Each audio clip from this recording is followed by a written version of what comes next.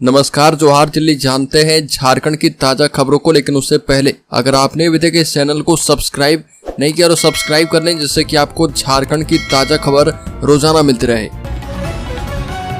सबसे पहले एक बार झारखंड में साइक्लोनिक सर्कुलेशन का दिखेगा असर। 14-15 सितंबर को बारिश का ऑरेंज अलर्ट।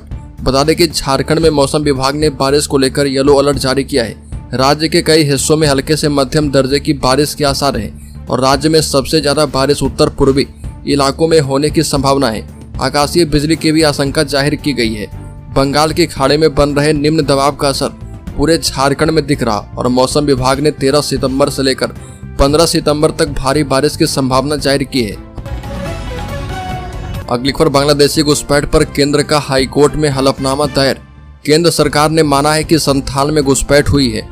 आदिवासियों की संख्या 16% घटी है। केंद्र सरकार ने माना कि संथाल परगना के 6 जिले में बड़े पैमाने पर बांग्लादेशी घुसपैठ हुई और इससे संथाल परगना की डेमोग्राफी बदल गई है। हाईकोर्ट में दाखिल हलफनामे में केंद्र सरकार की ओर से कहा गया है कि यहाँ घुसपैठ के साथ बड़े पैमाने पर धर्मांतरण भी हो रहा। केंद्र की ओर से 1991 से 2011 तक जनगणना रिपोर्ट भी पेश की गई है और इसके मुताबिक तब मुस्लिम आबादी 13% बढ़ी थी, जबकि साहिबगंज पाकुड़ में 35% बढ़ी थी।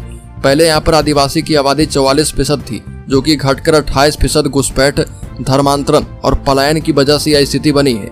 हलफनामे में कहा गया कि संथाल परगना के कुछ जिले में राज्य सरकारी संथाल परगना टेनेंसी यानी एसपीटी एक्ट का उल्लंघन कर रही है और इस क्षेत्र में बड़े पैमाने पर गिफ्ट डीड के माध्यम से आदिवासी जमीन का हस्तांतरण दूसरे समुदाय के लोगों को किया जा रहा। अगली खबर, नशीले पदार्थ की बिक्री पर हाईकोर्ट सख्त। कहा कि रांची में अवैध चल रहे रूफटॉप बार एवं रेस्टोरेंट को तत्काल बंद करवाएं।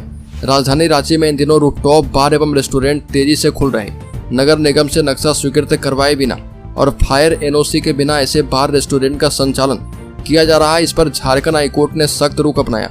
हाईकोर्ट के acting chief justice Sujit Narayan Prasad और जस्टिस ए के राय की कोर्ट ने मामले की सुनवाई करते हुए मौखिक रूप से कहा कि रांची में बिना नक्शा स्वीकृत करवाए चल रहे रूफटॉप बार एवं रेस्टोरेंट का तत्काल संचालन बंद करवाएं और नगर निगम को इस मामले में सभी रूफटॉप बार रेस्टोरेंट की जांच करनी चाहिए। अगली खबर, झारखंड की पीएचडी डिग्री बेमानी। रेगुलेशन 2009 एवं 2016 के मुताबिक असिस्टेंट प्रोफेसर की होनी है नियुक्ति, पर अभी 2006 की मिल रही डिग्री। झारखंड में शिक्षा विभाग और यूनिवर्सिटी की लापरवाही का नतीजा पीएचडी डिग्री होल्डर भुगत रहे। दरअसल राज्य में रिसर्च स्कॉलरों को दी जा रही पीएचडी डिग्री यूजीसी रेगुलेशन के मुताबिक नहीं है और इस कारण असिस्टेंट प्रोफेसर की नियुक्ति में यह बेकार साबित हो रही है। खुद झारखंड सरकार ने भी नए रेगुलेशन के मुताबिक असिस्टेंट प्रोफेसर पद पर नियुक्ति का आदेश निकाला है और इसमें कहा गया कि यूनिवर्सिटी ग्रांट कमीशन के पीएचडी रेगुलेशन 2009 और 2016 के मुताबिक दी गई पीएचडी की डिग्री ही मान्य है। अगली खबर, इंडिया गठबंधन में सीट शेयरिंग चुनौतीपूर्ण। कांग्रेस में सीट बंटवारे पर 18 के बाद बढ़ेगी सक्रियता।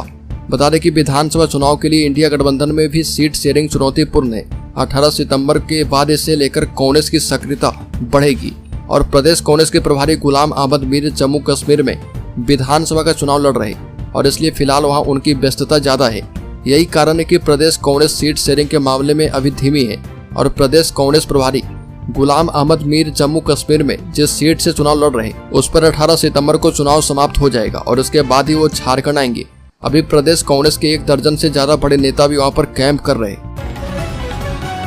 अगली खबर, सुप्रीम कोर्ट में झारखंड के विभिन्न जिलों में शिक्षकों के खाली पदों को भरने के लिए 26,001 पदों पर सहायक आचार्य नियुक्ति परीक्षा मामले की सुनवाई पूरी हो गई है और सुप्रीम कोर्ट के जस्टिस जेके माहेश्वरी की खंडपीठ ने सीटेट और दूसरे राज्य के टेट पास अभ्यर्थी को परीक्षा में शामिल करने के खिलाफ दाखिल एसएलपी पर सुनवाई के बाद फैसला सुरक्षित रख लिया है। सुप्रीम कोर्ट में इस मामले पर 3 दिनों तक सुनवाई चली और झारखंड टेट पास अभ्यर्थी प्रार्थी परिमल कुमार एवं अन्य की ओर से दाखिल एसएलपी पर सुप्रीम कोर्ट के वरीय अधिवक्ता गोपाल शंकर नारायण, बी मोहना और झारखंड हाई कोर्ट के अधिवक्ता अमृतांश वत्स ने पक्ष रखा है।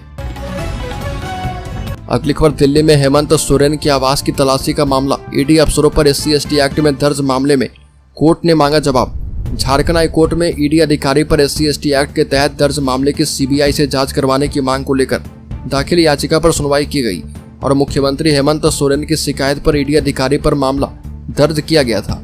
हाईकोर्ट के जस्टिस राजेश शंकर की कोर्ट ने मामले की सुनवाई करते हुए राज्य सरकार को 4 सप्ताह में जवाब दाखिल करने का निर्देश दिया है।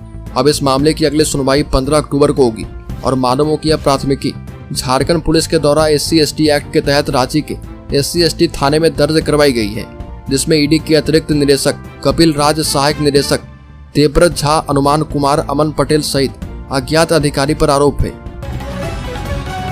अगली खबर, छेड़खानी के शिकार बच्चे की फोटो से जुड़े मामले में तस्वीर वायरल करने के मामले में मंत्री इरफान अंसारी की याचिका हाईकोर्ट में खारिज की गई।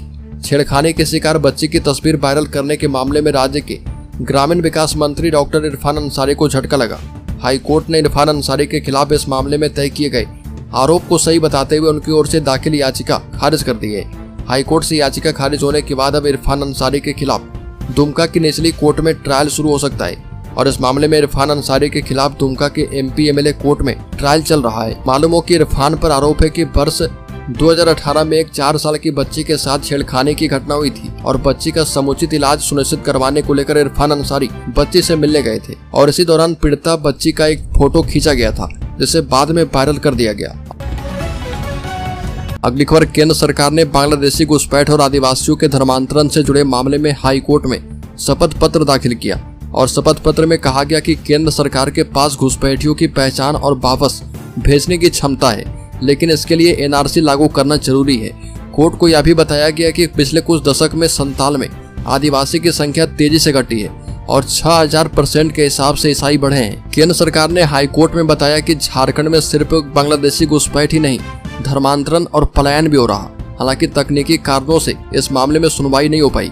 Acting chief justice Sujit Narayan Prasad और जस्टिस AK राय की कोर्ट ने 17 सितंबर को इस सुनवाई की तिथि निर्धारित कर दी है। अगली खबर, धनबाद में कांग्रेस के अध्यक्ष को पहनाया गया चांदी का मुकुट। कमलेश ने कहा कि पार्टी के लिए लगाए नारा। बता दें कि झारखंड विधानसभा चुनाव से पहले प्रदेश कांग्रेस के अध्यक्ष केशव महतो कमलेश ने कार्यकर्ताओं से कहा कि वो व्यक्ति विशेष के लिए नारेबाजी न करें, कांग्रेस पार्टी जिंदाबाद के नारे लगाएं और प्रदेश कांग्रेस अध्यक्ष जन संवाद सह अभिनंदन समारोह में शामिल हुए थे और सभा को संबोधित कर रहे थे। झारखंड प्रदेश कांग्रेस के अध्यक्ष ने कहा कि नौजवानों में उत्साह है, वो बदलाव की राह पर है, आवश्यकता है अनुशासन बरतने की, किसी व्यक्ति विशेष की बजाय कांग्रेस पार्टी जिंदाबाद के नारे लगाएं। अगली खबर, झारखंड के मुख्यमंत्री हेमंत सोरेन कर्मा त्योहार की पूर्व संध्या पर JSMY योजना के तहत लगभग 45 लाख महिला लाभार्थी के खाते में प्रत्यक्ष लाभ अंतरण के माध्यम से 1000 रुपए की दूसरी किस्त जारी करेंगे।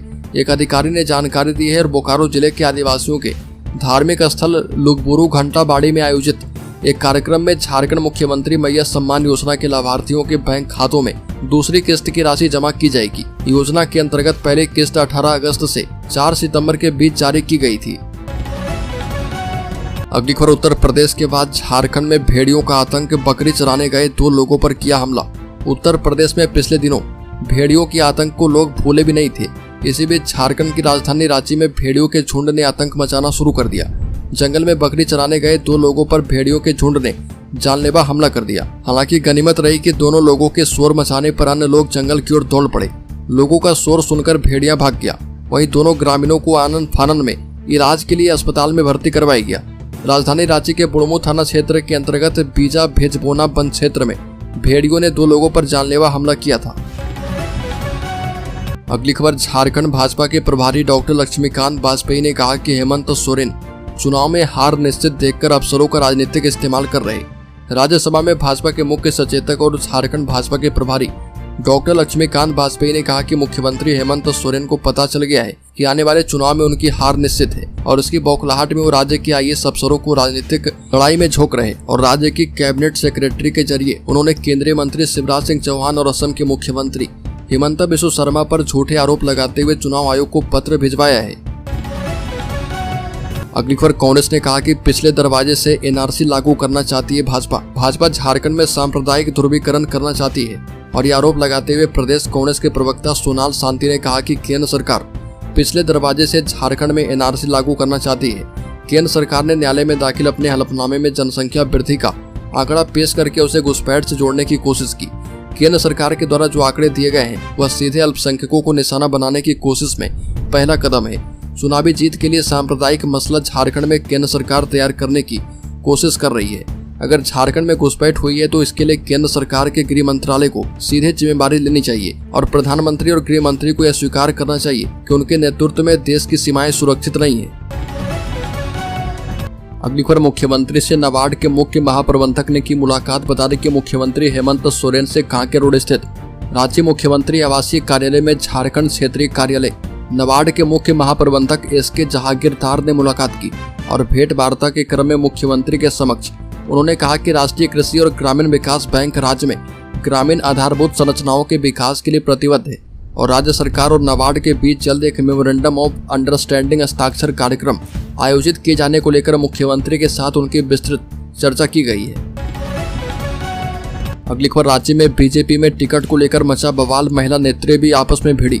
झारखंड विधानसभा चुनाव से पहले कुछ निजी चैनलों के सर्वेक्षण में राज्य में भाजपा को बढ़त मिलने के बाद पार्टी नेताओं और कार्यकर्ताओं का उत्साह बढ़ गया है और बीजेपी से टिकट पाने और विधायक बनने के लिए नेताओं के बीच गलाकाट प्रतिस्पर्धा शुरू हो गई है।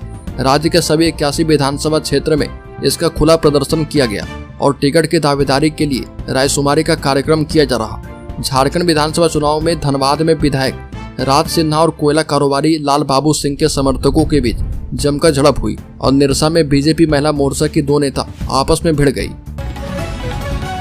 अगली खबर, हाईकोर्ट का रांची नगर निगम को कड़ा निर्देश, कहा कि बिना नक्शे के चल रहे रूफटॉप बार रेस्टोरेंट तत्काल बंद करवाएं। हाईकोर्ट ने रांची में बिना स्वीकृत नक्शे के चल रहे रूफटॉप बार एवं रेस्टोरेंट को तत्काल बंद करवाने का निर्देश रांची नगर निगम को दिया है। इस मामले की सुनवाई करते हुए acting chief justice Sujit Narayan Prasad और जस्टिस AK राय की कोर्ट ने कहा कि शहर में लालपुर और अन्य इलाके में बिना नक्शा पास करवाए रूफटॉप बार एवं रेस्टोरेंट धड़ल्ले से चलवाई जा रहे और रांची नगर निगम तत्काल कार्रवाई करते हुए इन्हें बंद करवाए। कोर्ट ने निगम को ऐसे बार एवं रेस्टोरेंट के खिलाफ कार्रवाई करके कोर्ट में रिपोर्ट पेश करने का निर्देश दिया है। अगली खबर, झारखंड के शेयर होल्डर्स इन्वेस्टर्स के लिए बड़ी खबर सामने आई है। शेयर बाजार में फ्लैट कारोबार, सेंसेक्स में 20 और निफ्टी में 10 अंक की गिरावट। FMCG और IT शेयर में बिकवाली। हफ्ते के आखिरी कारोबारी दिन 13 सितंबर को सेंसेक्स करीब 20 अंक की गिरावट के साथ 82,940 के स्तर पर कारोबार कर रहा और निफ्टी में भी 10 अंक की गिरावट है।